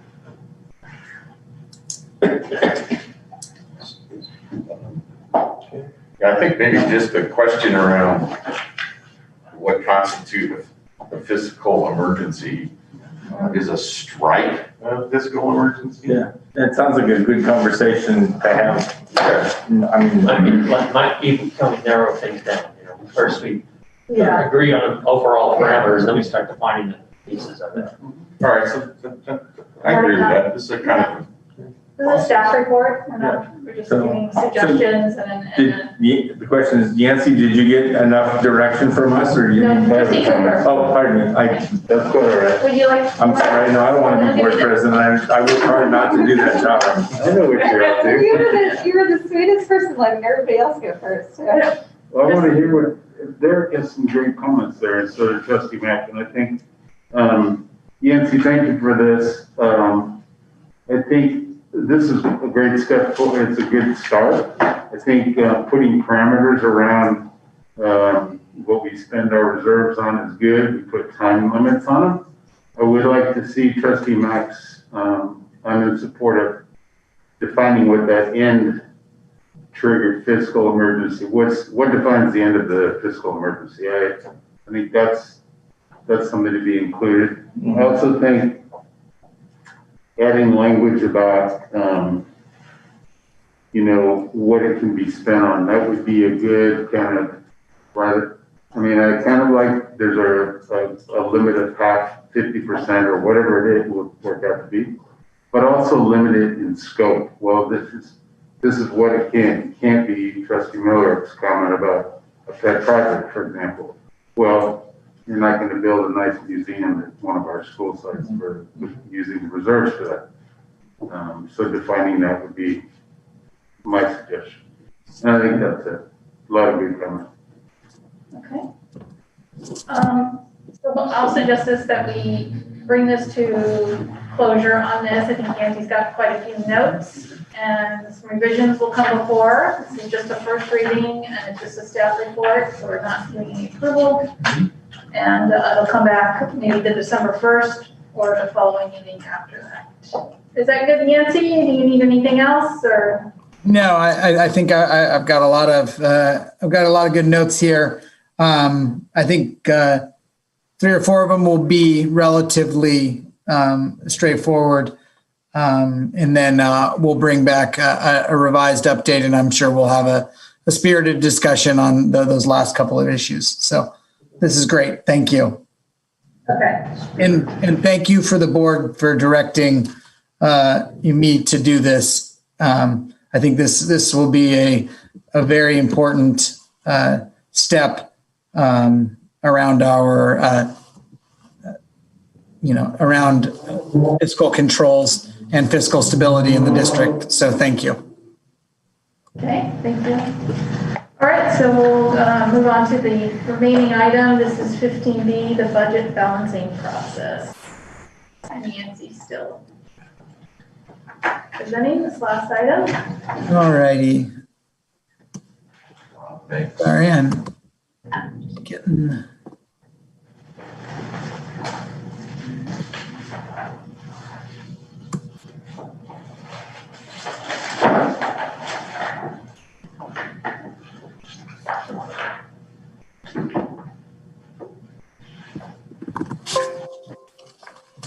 Hold on one sec. I'm just having some difficulties here. Madam President, I've got a hard stop at 9 o'clock. Okay. You were doing this, I thought you said you were having your heart stop. Well, then I'll still be here, you know. Yeah. Okay, it's not scheduled to 9 o'clock. We'll take your vote. Heart attacks aren't allowed here. Oh, I thought you were watching the results like I am.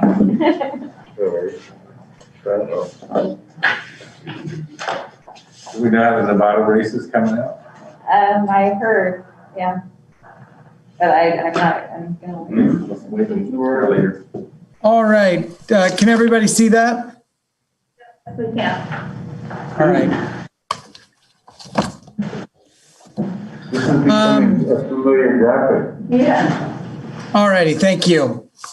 So, at this time in November, usually I have some more, specifics to give you. I have more certainty to give you. But as with most things in 2020, the name of the game is uncertainty at this point. But I really want to focus on that. This is the starting point in our discussion around the budget balancing process for 2021-22, and beyond. So over the last several years, NUSD has needed to make budget cuts, in anywhere from 1% to 2%, and a little bit above each year, due to kind of 3 factors. The first is declining enrollment. We talked about it a little bit in our reserve policy. We've been declining in enrollment based on lower birth rates that started in 2009 in Marin County and specifically in Novato. Those obviously impacted us starting about 5 years later in 2014. Also increases to state mandated pension contributions. Those are our STRS and PERS, as well as slowing state revenues. Coming out of the Great Recession, we were seeing some pretty decent increases each year that were helping cover those costs of declining enrollment and increased state mandated pension contributions. But we had started even before COVID to see that slowing down in the last few years. Obviously, this has only been exacerbated by the COVID financial emergency as we move forward. In a minute, I'm gonna show you a pro forma multi-year projection that's using our adopted state budget as well as the impacts of the 45-day revision that we did in August. But it's very important to note there are several factors that are not included in there that likely will change over the next couple of months. So the continuing financial impacts of COVID-19 on the state and federal economy, the probability of a cost of living increase in the multi-year projection. This links in with the financial impacts of COVID. We just got some new information from the state, from our County Office of Ed and the state, that 0% may be a best case scenario as we move forward into the next couple of years. We also saw a reduction in enrollment for 2020, 2021 below our projections, which already showed a decrease in enrollment projected. And so it'll be important to see if those students come back.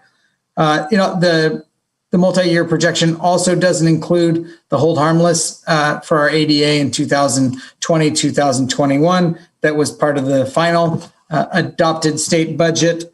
We also likely will have some minor changes to the STRS and PERS rates, and as well as we do not know the final continuation of the 2020-2021 budget balancing plan. So that relates to the plan that we put in place on June 30th, that the board approved on June 30th to balance the 2020-2021 budget.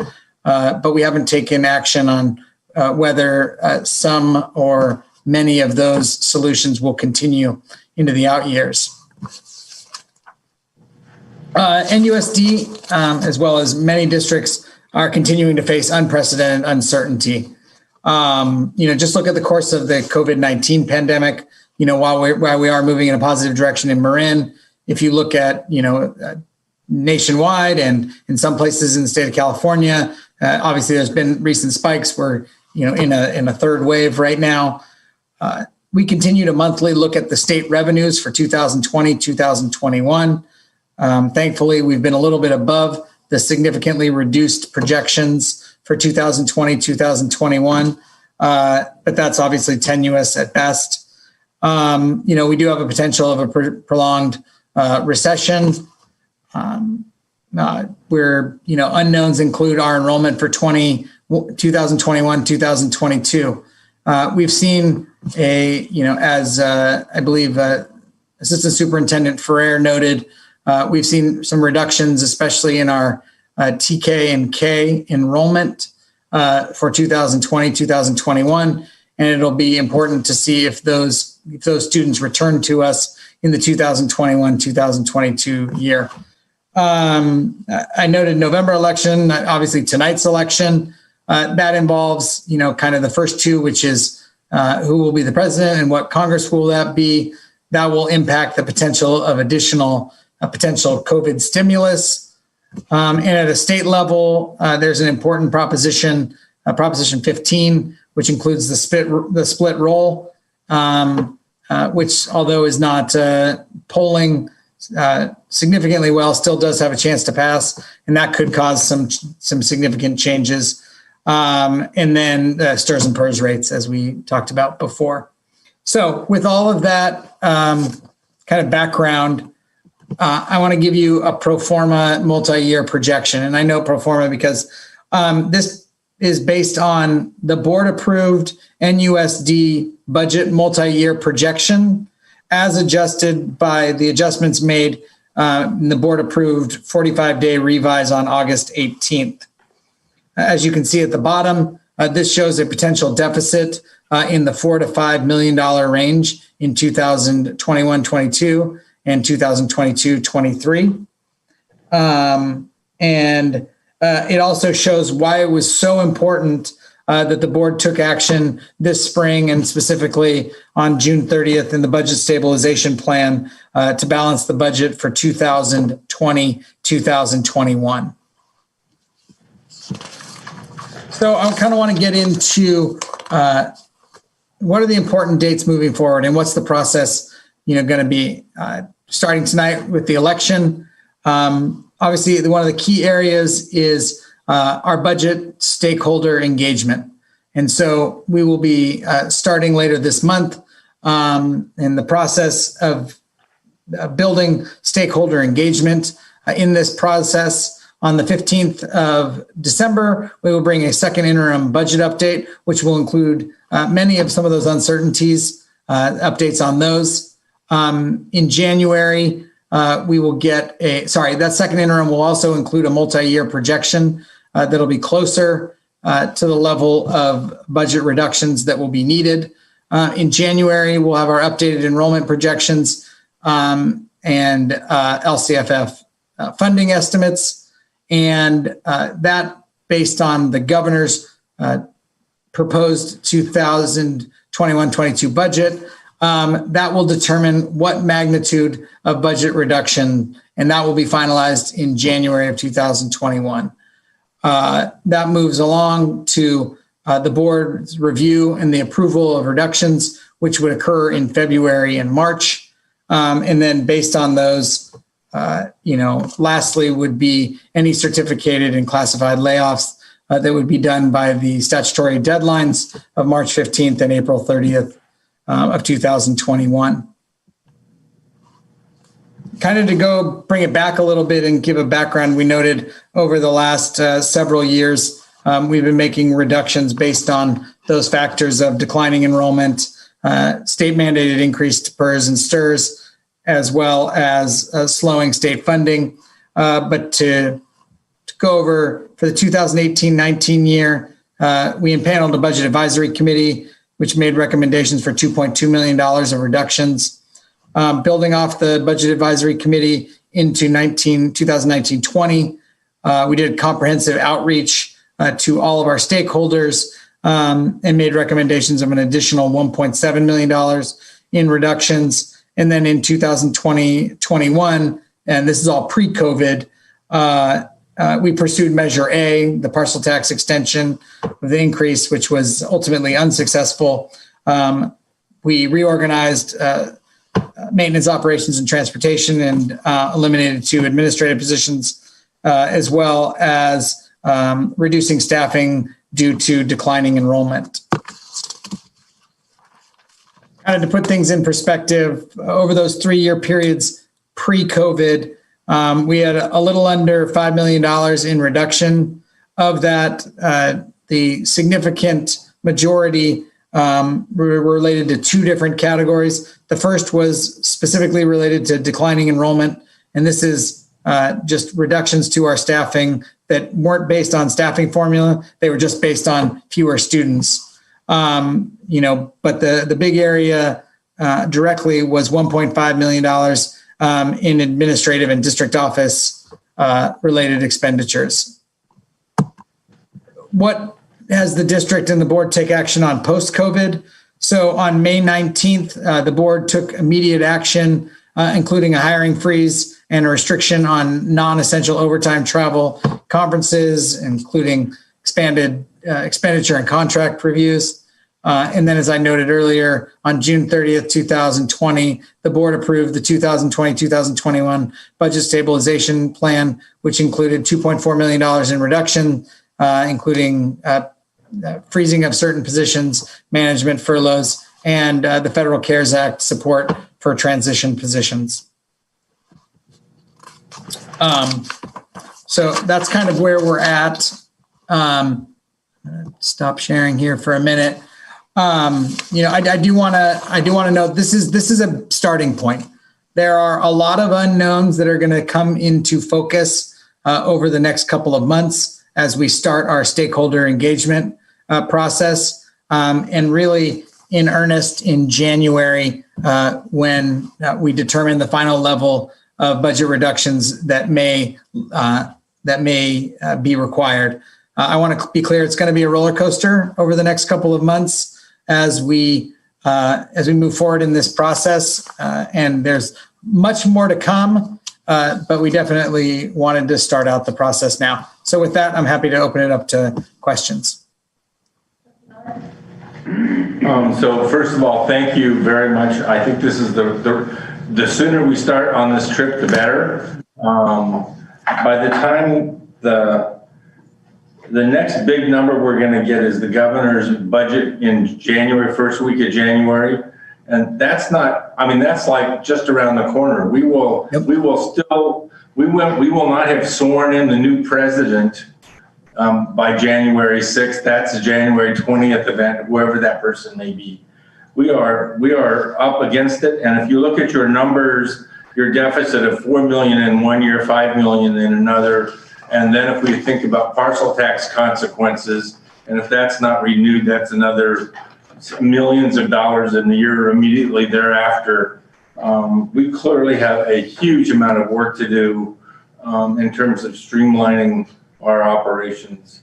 Because the number of kids in this district, if it goes up a little bit or down a little bit, and it affects revenue, but they're still here and they're still children and they still need an education. So I'm available however I can help. I think you've laid out the problem pretty clearly. And obviously this is the right time to start because we can't start yesterday and tomorrow's too late.